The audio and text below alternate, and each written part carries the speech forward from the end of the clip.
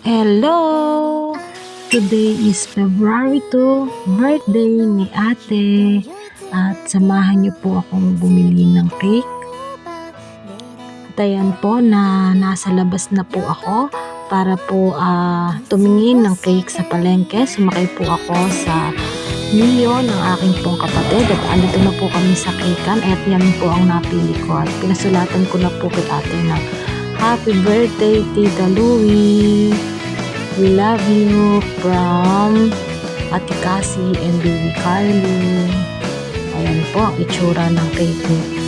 Sa mga hindi po nakakakilala kay ate, eto po siya. Siya po yung nag-iisang kapatid ng akin pong asawa. Wala po siya dito, nasa Canada.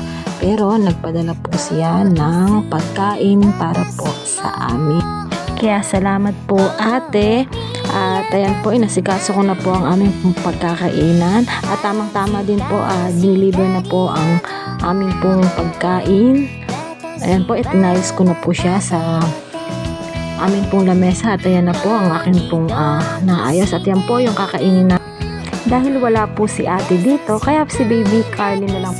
At yan po, kumakain na po kami. Thank you Lord. Yan po yung aking pong pamilya. Kulang po kami sapagkat yung kapatid ko po ay nasa malayo din at sila ate nga po ay nasa Canada. At sa muli, salamat po ate, hindi lamang sa pagkain ngayon, kundi sa lahat ng natulong mo para sa amin.